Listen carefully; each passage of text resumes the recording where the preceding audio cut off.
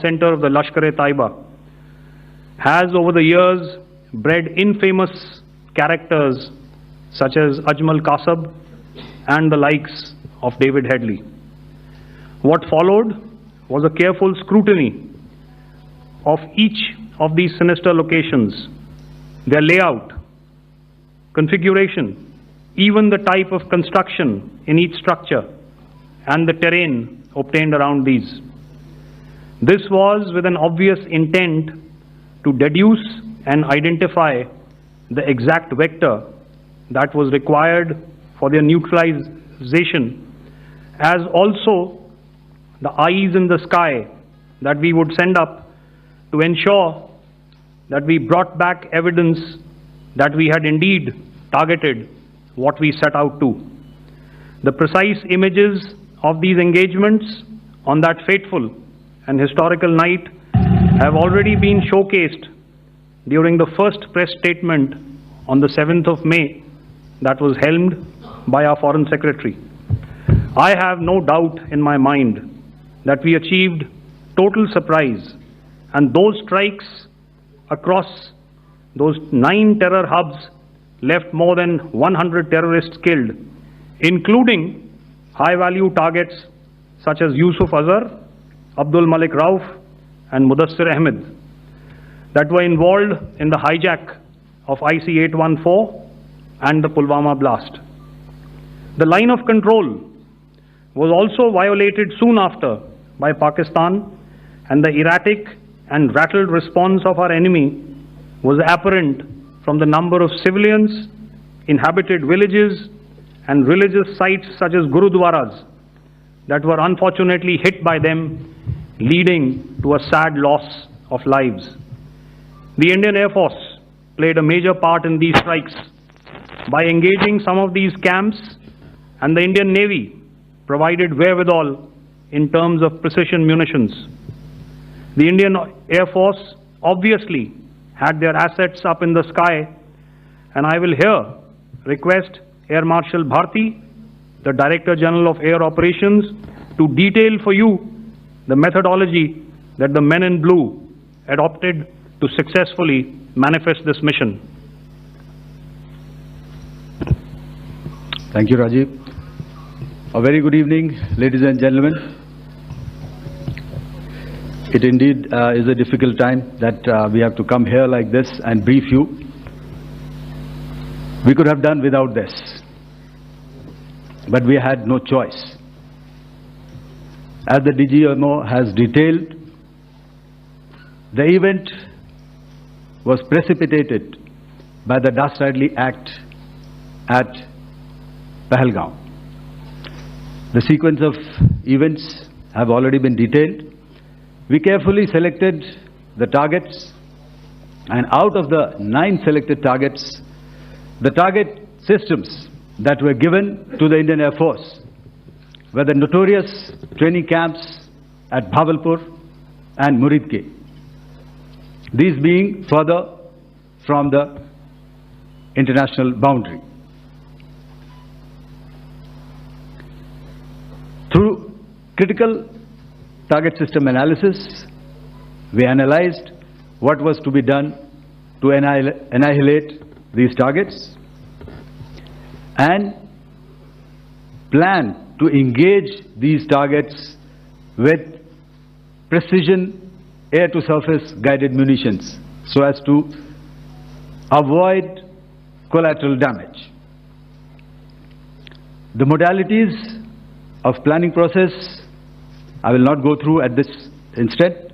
However, what I would like to show you is the results that we achieved through our targeted airstrikes. Could I have the second slide, please?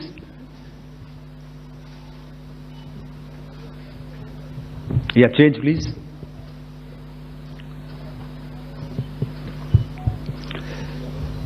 Okay. This is what the terror infra at Muridke looks like. If you see, north is as indicated, and to the right is east, where the international boundary lies. Could we have the next slide, please?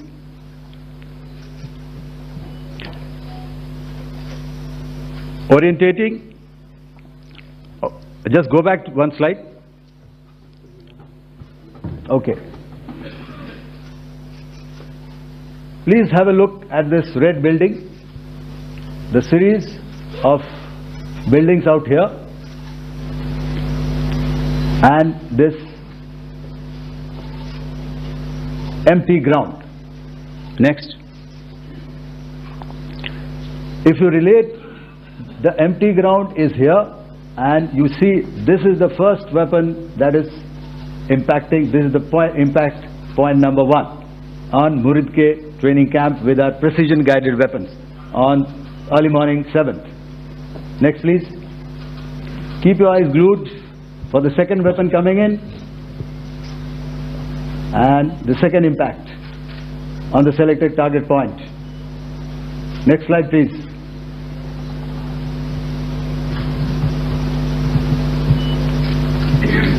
Third weapon, third impact. Continue. And fourth weapon, fourth impact. So through these targeted and precision targeting, we addressed the target at Muridke, which was the terrain infrastructure. Can you hear me? All right. Okay, I'll come closer to the mic. Now we go to the next target, which is the Bhavalpur training camp. Next slide, please. Okay, just wait. So the effect, if you see, the impact point, if I can point out, this is the impact point.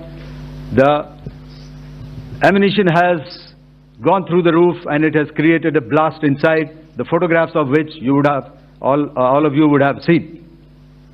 And the red building, after that there was this double-story building. It has been completely decimated by precision targeting. Next please.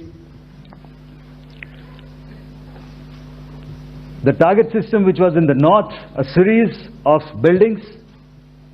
I will show you how it looked. Next. Completely destroyed by our precision targeting. Next.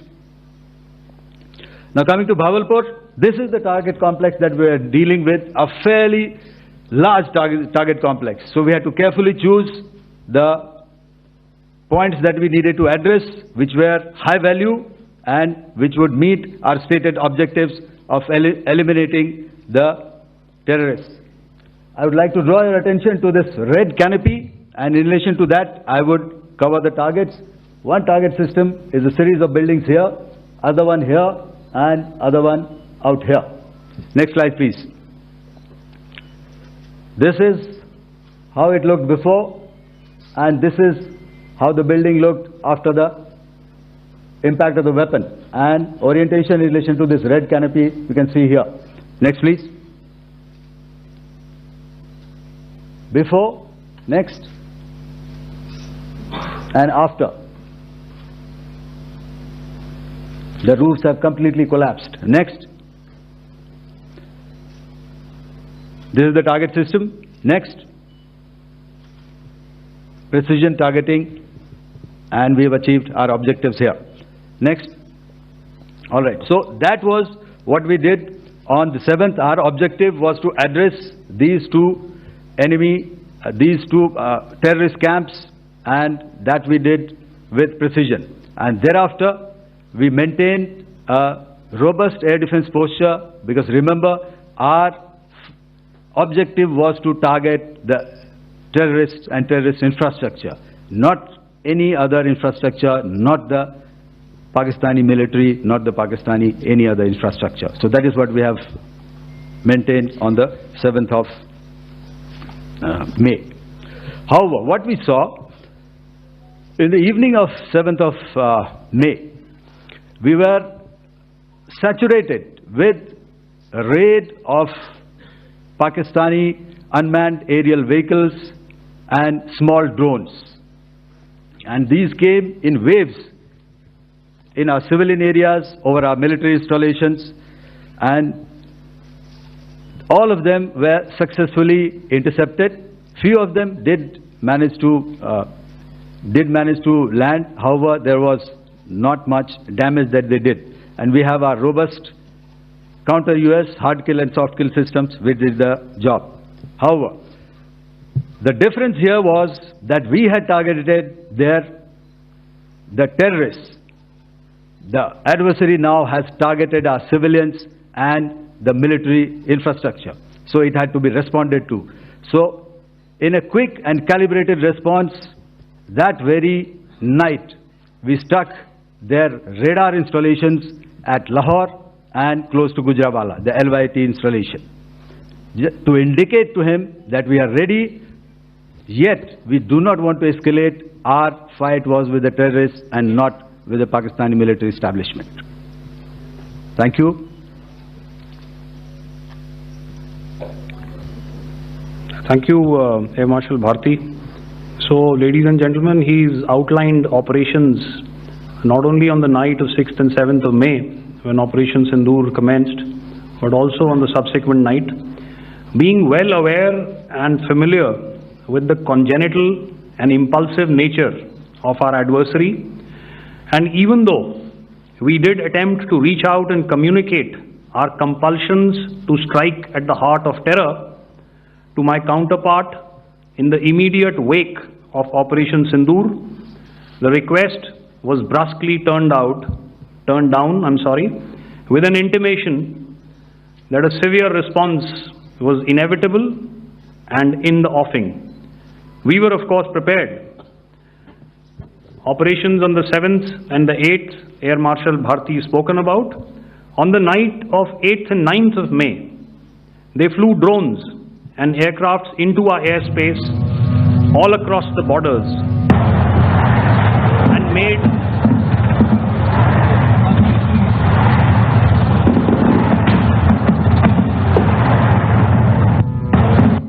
and made largely unsuccessful attempts to target numerous military infrastructure. Violations on the line of control by Pakistan also commenced yet again and precipitated into fierce arty engagements. The air operations on the night of 8th and 9th of May, I'll yet again request the DG Air Operations to cover.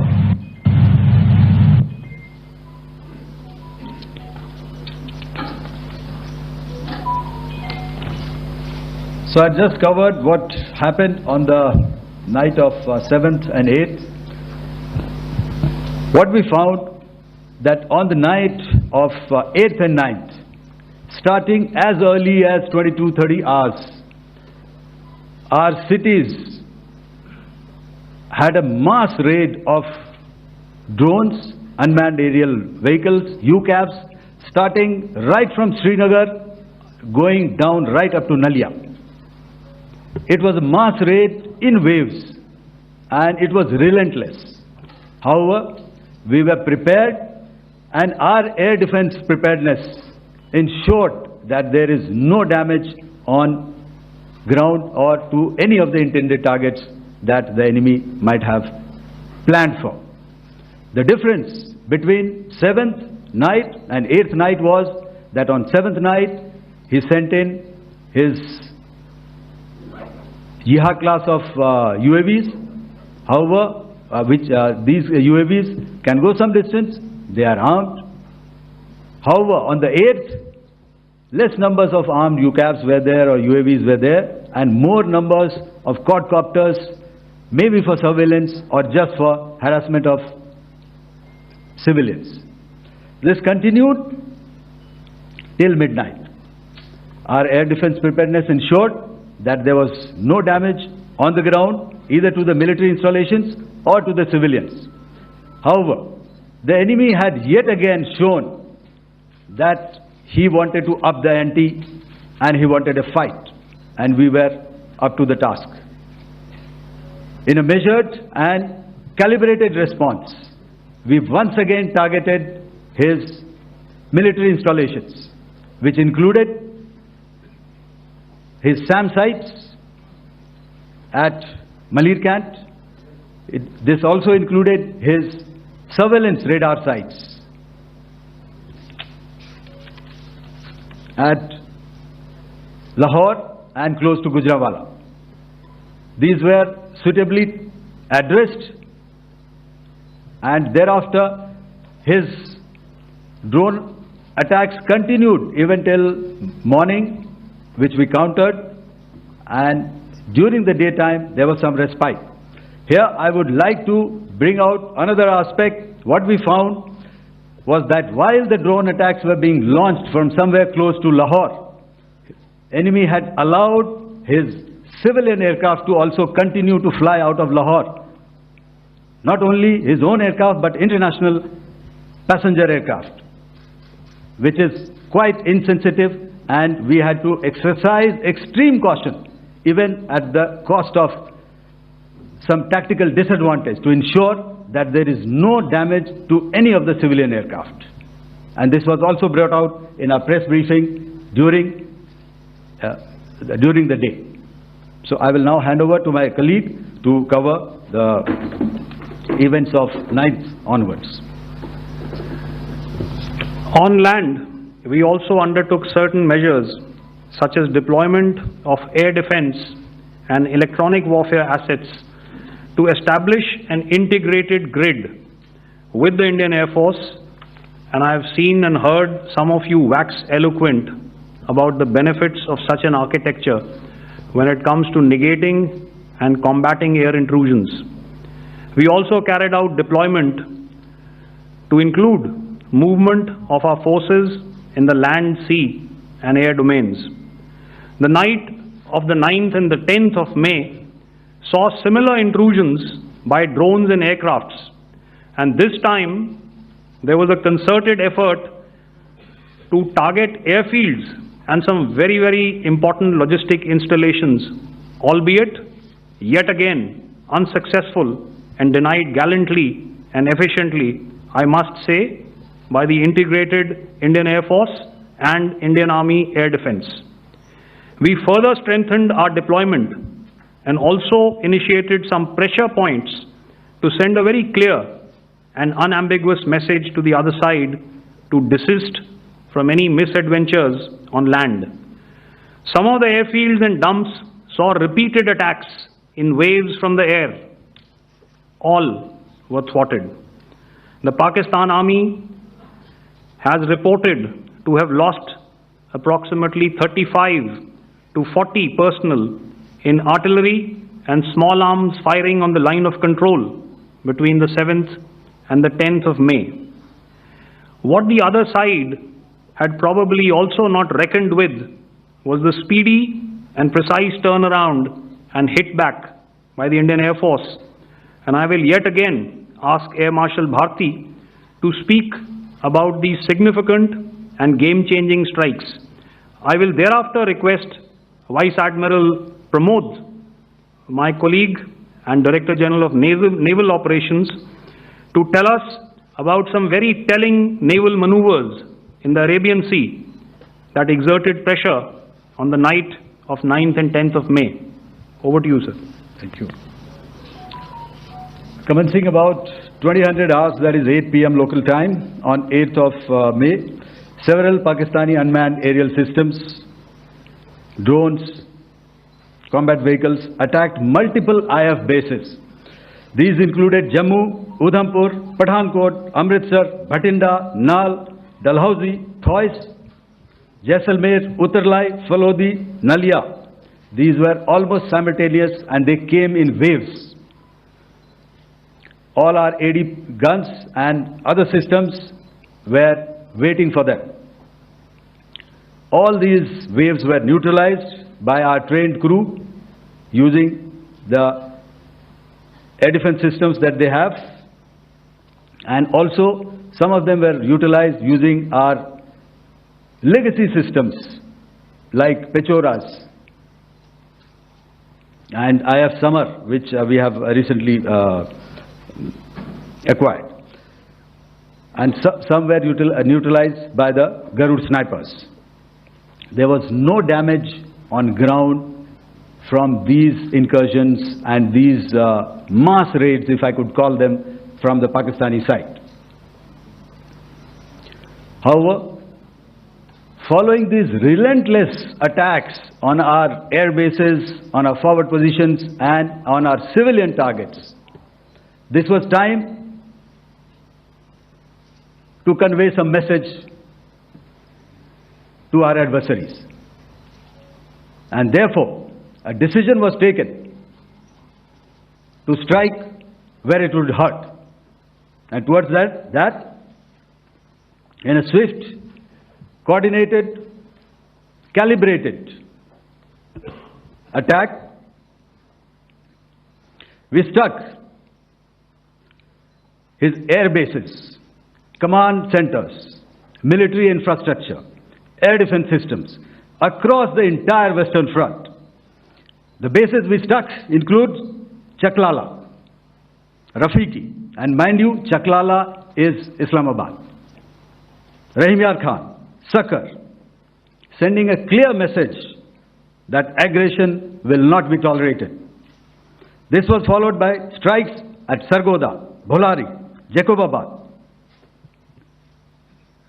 We also struck the C2 centers at Murid, the UAE complex at Murid, Rafiki, radar at Chunia, which I will show you, Rahim Yar Khan airfield, and the unmanned combat aerial vehicle hangar at Sakar. I would like to reiterate here that we have the capability to target every system at these bases and more. However, it was only a measured response to instill good wisdom to our adversary to refrain from further escalation. IF's response was directed only at military installations, avoiding civilian and collateral damage. I would now like to show you some of the effects that have been achieved as a result of our air operation.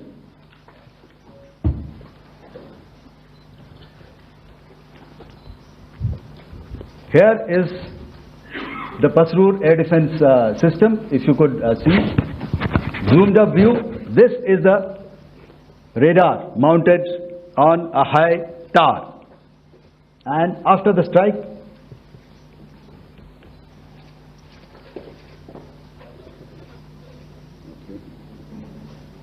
let me manage. Thank you. Can you hear me? Yeah, thank you. And after the strike, this is what has happened. This radar has been taken out, completely burnt. Next slide, please. The Chunia air defense radar, which was taken out on 7th and 8th, this is the radar site. A blown up photograph, once again, on a tower, not very clear, but what you see very clearly is the after effect after we have struck. The radar head has been completely decapitated. Next slide, please. Arifwala air defense radar. In this complex, you see how it looked before, blown up image, and after really blown up. Next.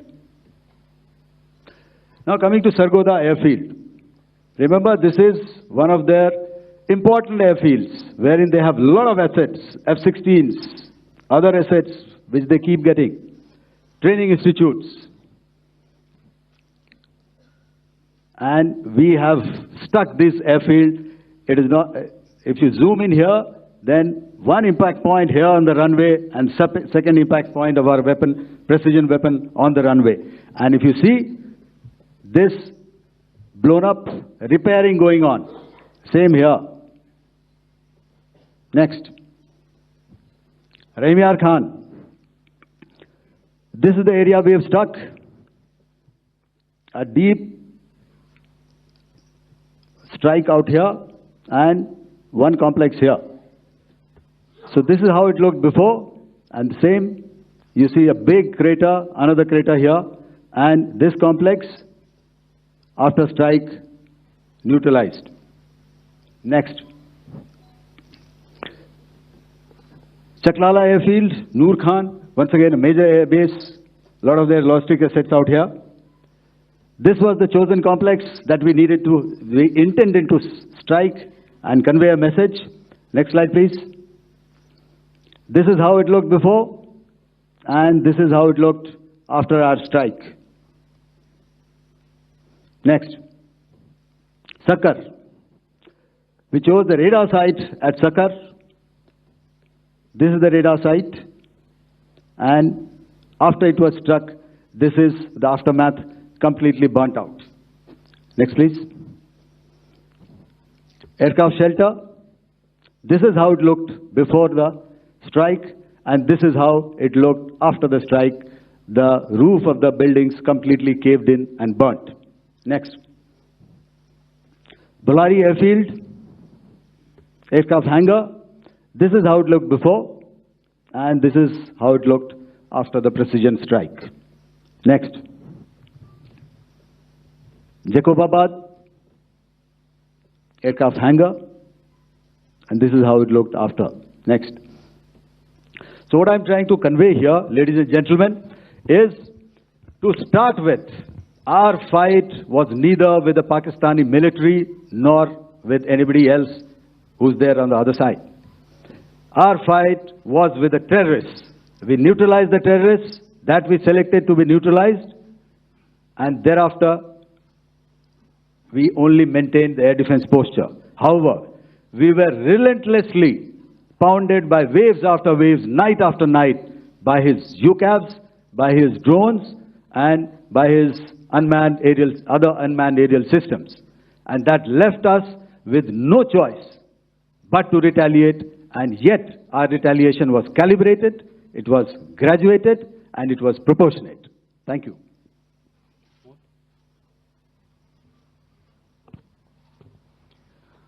Good evening, ladies and gentlemen. In the aftermath of the cowardly attacks on innocent tourists at Pahalgam in Jammu and Kashmir by Pakistani-sponsored terrorists on 22nd April, the Indian Navy's Carrier Battle Group, surface forces, submarines, and aviation assets were immediately deployed at sea with full combat readiness in concert with the Joint Operation Plan of the Indian Defence Forces. You may be aware that we tested and refined tactics and procedures at sea during multiple weapon firings in the Arabian Sea within 96 hours of the terrorist attack. The aim was to revalidate our crew, armament, equipment, and platform readiness to deliver various ordnance on selected targets precisely.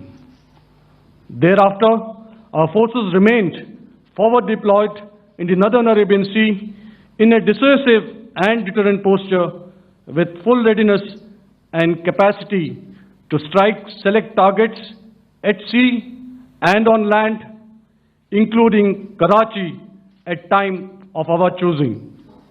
The forward deployment of the Indian Navy compelled Pakistani naval and air units to be in a defensive posture, mostly inside harbors or very close to the coast, which we monitored continuously.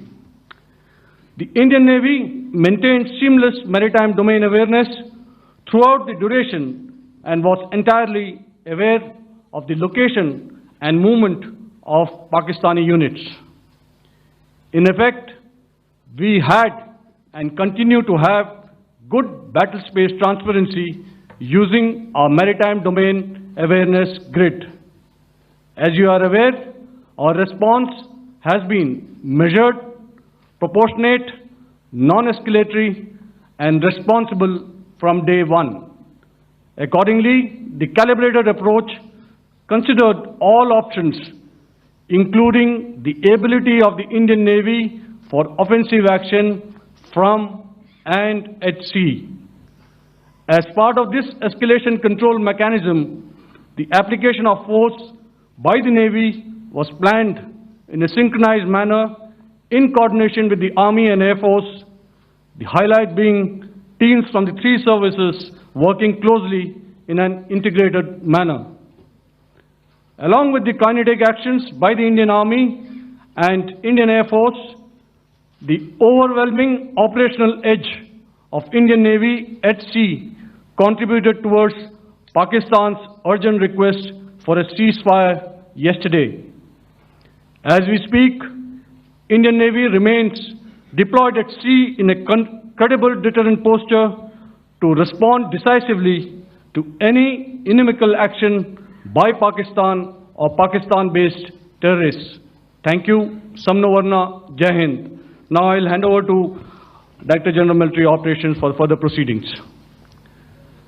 Ladies and gentlemen, on the 10th of May, in the morning, even as we were getting into a huddle to wargame the events of the previous night, a routine exercise, I received a message on hotline from my counterpart in Pakistan seeking my willingness to communicate. Since our initial aim was to strike at terror camps, and all our actions in the subsequent days were in response to the intrusions and violations by the Pakistan Air Force and its army, it was decided that I would indeed speak with my counterpart. You are already aware, I've seen it being covered on national television, that my communication with the Pak DGMO was conducted at 15:35 hours yesterday and resulted in cessation of cross-border firing and air intrusions by either side with effect from 1700 hours 10th of May, after he proposed that we cease hostilities. We also decided to further speak on the 12th of May, that's tomorrow, at 1200 hours, to discuss the modalities that would enable the longevity of this understanding. However, disappointingly, and must I add, expectedly, it took only a couple of hours for the Pakistan Army to violate these arrangements by cross-border and across the line of control firing, followed by drone intrusions across the expanse of the Western Front through last night and in the early hours of the morning today. These violations were responded to robustly and dealt with as they must be. We have earlier today sent another hotline message to my counterpart highlighting these violations of the understanding between the DGMOs on the 10th of May and our firm and clear intent to respond to these fiercely and punitively, if repeated tonight, subsequently, or later. In this regard, I must inform all of you that the Chief of Army Staff has earlier today conducted a security review and has granted full authority to our Army commanders for counter-actions in the kinetic domain in case of any violation by Pakistan. In the end, I pay my solemn homage to my 5 fallen colleagues and brothers from the armed forces and civilians who have tragically lost their lives in Operation Sindoor. Our hearts go out to the bereaved families, and we express our solidarity to them in this lifetime and beyond, at this grave juncture in their lives. Their sacrifices shall always be remembered and spoken of in glowing terms by a grateful nation. We have thus far, ladies and gentlemen, exercised, and my colleague Pramod highlighted this, immense restraint, and our actions have been focused, measured, and non-escalatory. However, any threat to the sovereignty, territorial integrity, and safety of our citizens will be met with decisive force. Jai Hind. Okay, ladies and gentlemen, we are now open for questions. All right, now Since I would not know all of you, I would expect you to please raise the placard or your hand, and once I indicate, I expect you to please give out your name and the media group that you belong to. Keep your questions short so that we can take as many questions as possible. Also, ladies and gentlemen, kindly bear in mind that confidential aspects may not be answered by the 3 DGMOs. Right. I've got a lot of hands there. Let me start from the left. Left foot always in front when we start marching. So here we have to the left, okay. Yeah, 238. Hello. So this is Manas Pratimughan from PTI, Press Trust of India. So the understanding that was reached yesterday on stopping the military operations and actions, was it for just 3 days? And what would be the cost escalation if there is violation of this understanding by the Pakistani side?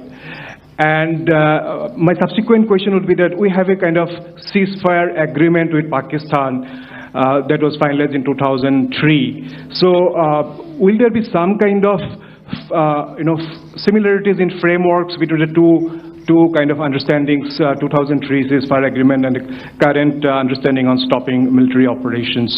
And again, what are the cost that will be incurring on Pakistan if Pakistan again resorts to this kind of terrorist activities, because we have made it very clear that the cost will be very high. So I would like to have your thoughts on it.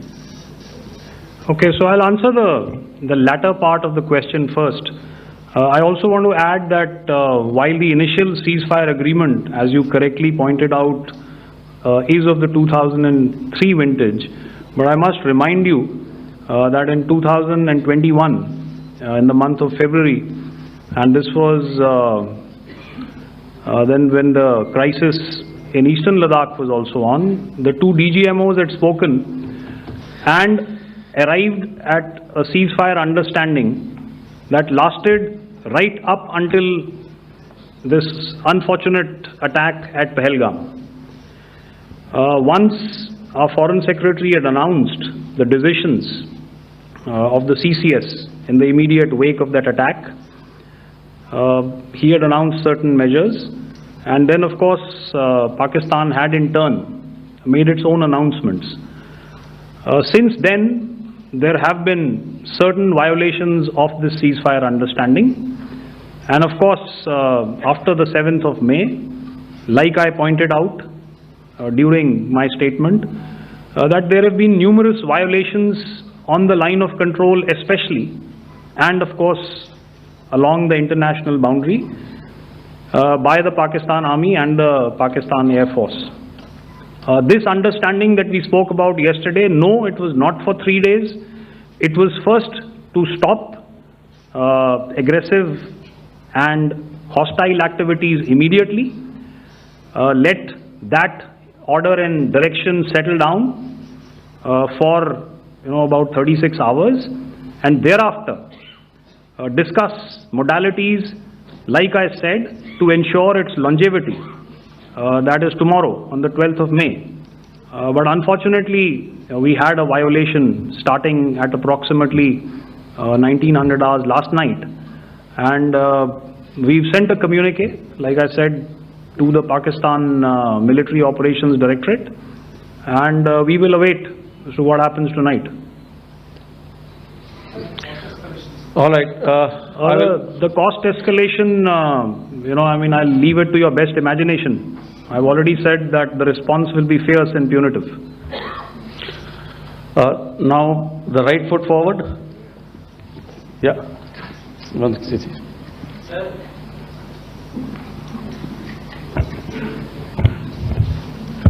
Sir, I am Ajit Dubey from ANI, sir. Sir, my question is that you talked about the loss of lives to the Pakistan army. That was around 35 to 40 kills secured by the Indian army.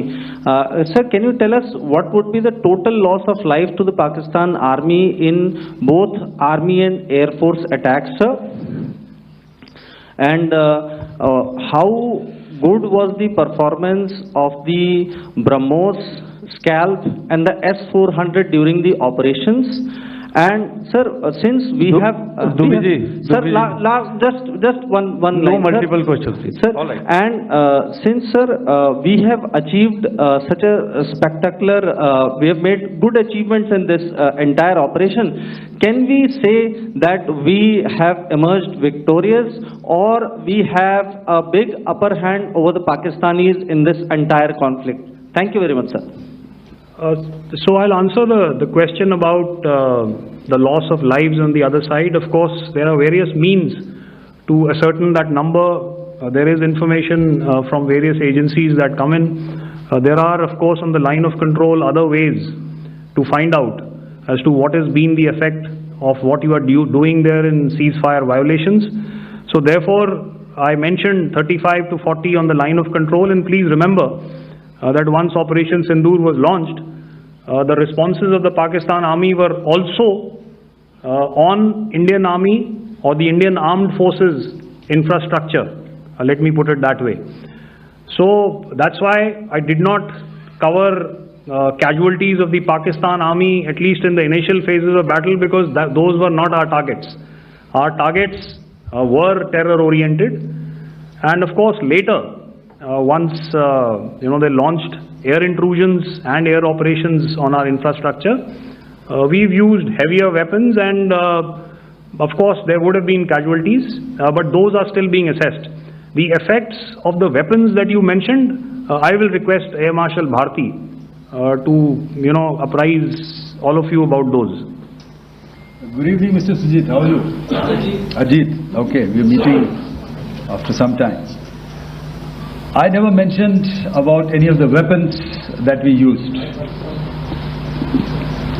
Check. Okay. What I was saying, that I never mentioned of any of the weapons, the caliber that we used.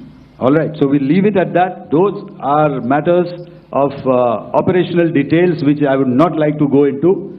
But suffice to say that whatever methods and whatever means we have chosen, it had the desired effects on the enemy targets. How many casualties? How many injuries?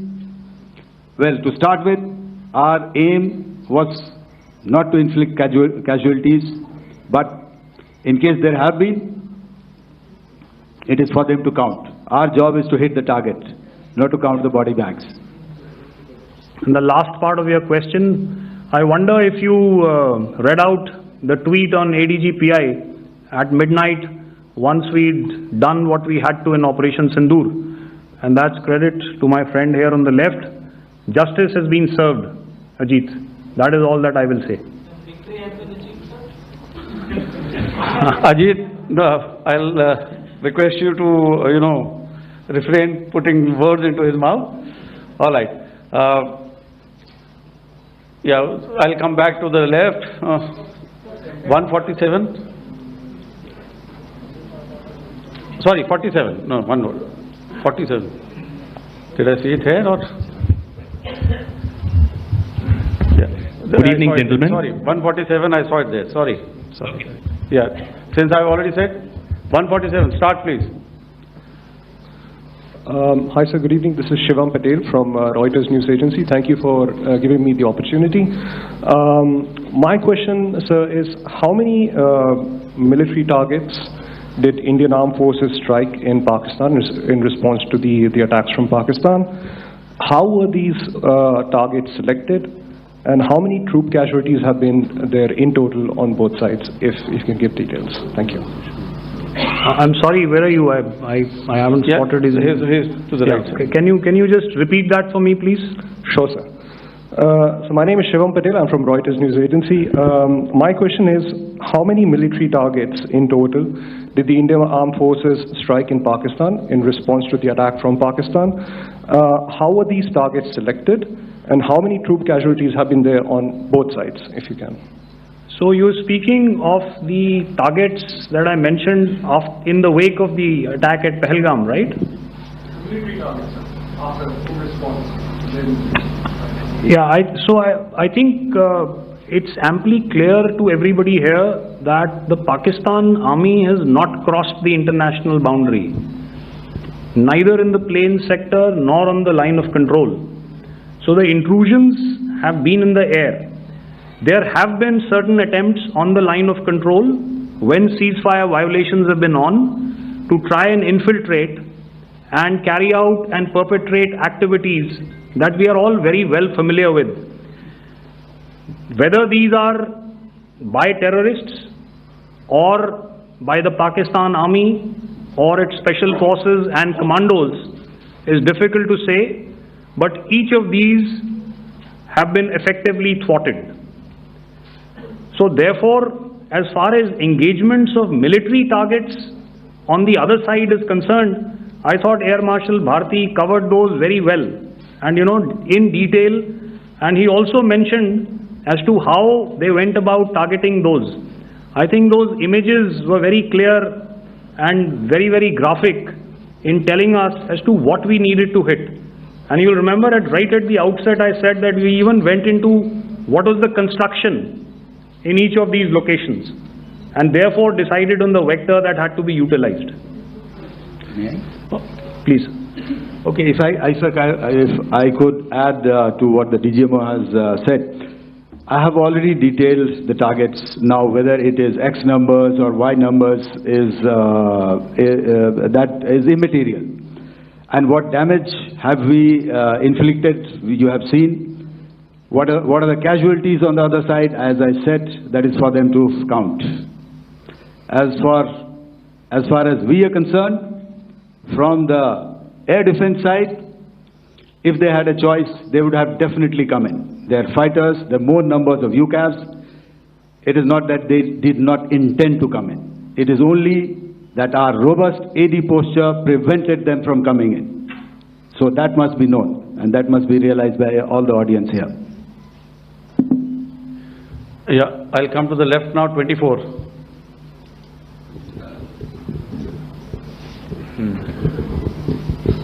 Good evening, sir. This is Anuvesh Rath from Z. Sir, I wanted to know on the first briefing which was done by FS and two representatives from Air Force and Army, you showed a list where there was 21 places in that list. You have stuck 9.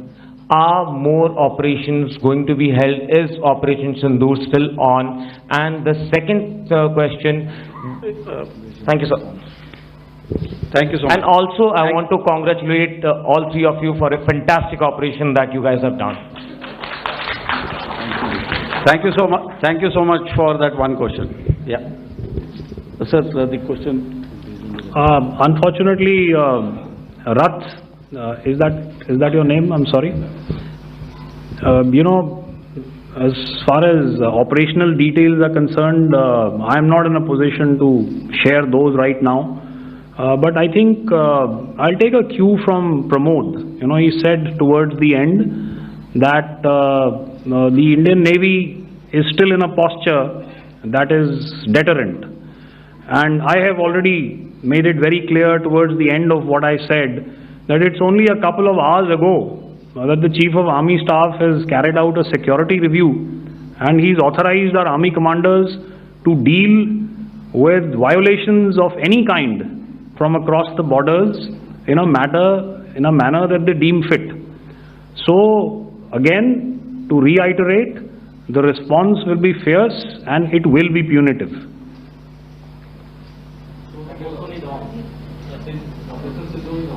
Yes. 163. I'll go back this side now. Yeah, 255. She said middle wale kya karenge, so 255. Oh, sorry. Good evening, sir. I'm Shailesh from National Defense. Please allow me, first of all, to pay my gratitude for protecting us Indians. Thank you very much. Sir, since the enemy has been talking about taking down our aerial platforms. It would be deemed fit in case we can reveal that we have taken down their fighter jets. What could be the number? Though you said that they may be not good to reveal the platforms, but since this has come from various quarters in Pakistan, so I believe that we need to answer, in case if you can, sir, if you may allow. The question is for me? Yes, sir. Okay, and if I get it right, you want to know how many of their planes we have downed? Yes, sir. Yes, sir. All right. See, as I said, their planes were prevented from coming inside our border. All right. So we do not have the wreckage with us, but definitely we have downed a few planes. Numbers, we would not like to hazard a guess out here. Okay. I have the numbers. Okay. And we are getting into the technical details of it to establish it. So I would not like to put a figure at this time, but definitely there are losses from their side which we have inflicted. Please don't ask. Were they four generation plus, sir? See, you're putting words into my mouth. Why do you say fourth generation? Let us make it high tech. Okay. Thank you so much. All right. Yeah, 163.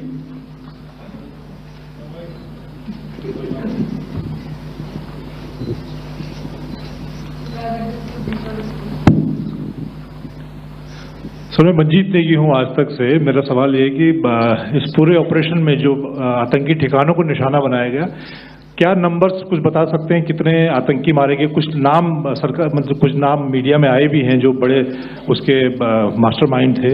और एक सवाल जो आज air force ने भी tweet किया कि operation सिंदूर अभी जारी है और सरकार की तरफ से भी कहा गया। और पिछली बार जब विदेश मंत्रालय की प्रेस कॉन्फ्रेंस पहली हुई थी उसमें वो लिस्ट दिखाई गई थी कि 21 टेरर कैंप आइडेंटिफाई किए गए हैं। तो क्या जो बाकी बचे हुए टेरर कैंप उन पर भी कार्रवाई होगी? और एक नंबर अगर आप बता पाएं कितने टेररिस्ट मारे गए? Sir, before you answer, sir, before you Manjeet ji, 3 questions. The third one has just been asked here before. So 21 this thing. So I'll request the first to be answered so that we have more number of people who can ask. Manjeet, जब मैंने statement दिया तो मैंने शुरू में ही कहा कि जैसे ही ऑपरेशन सिंदूर कॉन्सेप्चुअलाइज हुआ तो हमारा जो पीछे की कार्रवाई होती है, स्पेड वर्क और टारगेट्स को आइडेंटिफाई और एनालाइज करने की कार्रवाई शुरू हो गई थी। मैंने जब स्टेटमेंट दिया तो मैंने बताया कि बहुत सारे थे, हमने 21 दिखाए होंगे और भी हैं, लेकिन वो लिस्ट फिल्टर करते करते 21 तक पहुंची। अब क्या आगे एंगेज किए जाएंगे? अगर ज़रूरत पड़ेगी तो ज़रूर एंगेज किए जाएंगे, लेकिन मैंने बताया कि इस समय जो इंट एजेंसीज ने हमें बताया कि फलाने कैंप में प्रेजेंस है, हमने उनको एंगेज किया।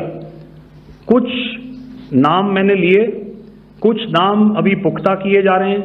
मैंने आपको बताया कि जो इंट एजेंसीज ने अभी तक असेसमेंट किया है उसमें उन्होंने कहा है कि तकरीबन 100 से ज़्यादा मारे गए हैं। और एक आज आपने तस्वीर भी देखी कि काफ़ी प्रोमिनेंट जो फ्यूनरल था, काफ़ी प्रोमिनेंट एक जो हस्ती हैं वो ऑर्गेनाइज कर रहे थे, और उस फ्यूनरल में और कौन कौन लोग अटेंड कर रहे थे वो तो आपने देखा ही। तो आप लोग सब समझदार हैं और मुझे ये कहने की ज़रूरत नहीं है कि इन लोगों को कहाँ से सपोर्ट मिल रहा है। अगर नहीं मिल रहा होता तो ऑपरेशन सिंदूर नहीं होता, तो उसी की वजह से है ये ऑपरेशन। तो मेरे ख्याल से मैंने आपके सारे सवालों का जवाब दे दिया। मैम,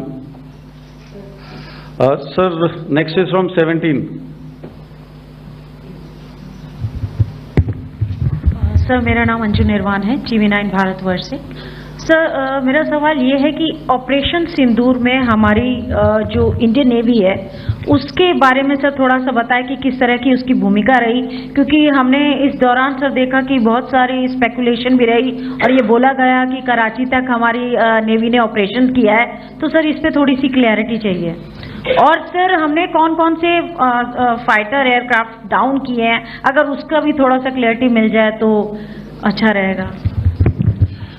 तो मैं आपका पहले सवाल का जवाब दूंगा. I will make few sentences and leave it for your imagination. First of all, as I mentioned, we have quantitative and qualitative edge to deliver a massive blow to our adversary, and we completely dominate in the maritime front. Indian Navy's action is part of the escalation ladder mechanism which we have worked out amongst 3 services. This time, if Pakistan dare take any action, and Pakistan knows it, what we are going to do. That's all. Okay. आपके सवाल का जवाब मैं पहले दे चुका हूँ. आपके सवाल का जवाब मैं पहले दे चुका हूँ, इसलिए मैं बस उस तक ही सीमित रखूंगा और इतना कहना चाहूँगा कि आने वाले दिनों में आपको खुद ही पता चल जाएगा और ऐसी बातें छुपी नहीं रहती हैं, तो पता चल जाएगा. So at this time we'll just let it be. Okay, ladies and gentlemen, we have 1 or 2 more questions, sir. So please, they are going to be outside. You can speak to them there also. 104.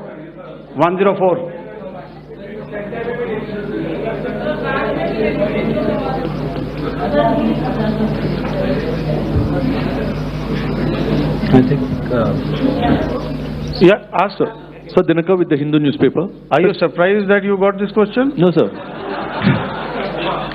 I'm waiting for this to look. Sir, can you give a number of assets we lost, because there's been a lot of speculation going on, international media writing a lot of things about our platforms, including Rafale. I mean, Pakistan claiming that Rafale has been downed, etc. Can you put that question to rest and clarify on that? I guess that question is for me. All right, I'm happy that you've asked this question. You know, we are in a combat scenario, and losses are a part of combat. The question that you must ask us, okay, and indeed that we must ask ourselves, you inclusive, is, have we achieved our objectives?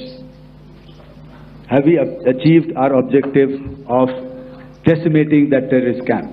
And the answer is a thumping yes. And the results are for the whole world to see. As for the details, what could have been, how many numbers, which platform did we lose? You know, at this time, I would not like to comment on that, because we are still in a combat situation. And if I comment on anything, it will only be advantage adversary. So we don't want to give him any advantage at this stage. All I can say is that we have achieved our objectives that we selected, and all our pilots are back home. Thank you. Okay, hold, please don't, please be civil here. So we'll have 220 now. Sir, hello sir, this is Anita Chaudhary sir from Swadesh newspaper. मेरा सवाल है, क्योंकि ये हमारे जो पहले जो action रहा वो आतंकवाद के खिलाफ रहा, तो आतंकवाद में अजहर मसूद की तरफ से एक बयान जारी किया गया था जिसमें उन्होंने कहा कि हम इसका बदला लेंगे और जहाज रुलाएंगे. तो क्या अगला, अगर खुदा न खास्ता अगला टेरर अटैक किसी भी तरह का होता है, तो क्या उसे एक्ट ऑफ वॉर में हमारी तरफ से लिया जाएगा और उसका क्या माकूल जवाब दिया जा सकता है? मेरा इसमें सिर्फ एक ही जवाब है आपके लिए कि हमने अपनी कार्रवाई करी. हमने उसके बाद मैंने अपने स्टेटमेंट में भी बताया कि ये कम्युनिकेट करने की कोशिश करी कि हमने इस तरीके से ये जो स्ट्राइक्स हैं वो क्यों की. लेकिन जो हमारा एडवर्सरी है उसने जैसे मुनासिब समझा वो कार्रवाई करी. तो आपने देखा कि ये जो एक्टिविटीज़ चल रही हैं 3-4 दिन से, ये कोई वॉर से कम नहीं है. नॉर्मल सर्कमस्टांसेस में एक दूसरे देश की एयरफोर्सेस हवा में नहीं उड़ती हैं और एक दूसरे के ऊपर स्ट्राइक्स नहीं करती हैं. हर रात इंट्रूजन्स नहीं होते हैं। लाइन ऑफ कंट्रोल पर सीज फायर वायोलेशंस, आपके एक साथी ने सवाल पूछा था शुरू में, एक सीज फायर अंडरस्टैंडिंग था, वो भी जा चुका है। उस सीज फायर अंडरस्टैंडिंग के जाते जो फायरिंग हो रही है लाइन ऑफ कंट्रोल में, उसमें घुसपैठ की कोशिश हो रही है। आमतौर पर ये घुसपैठ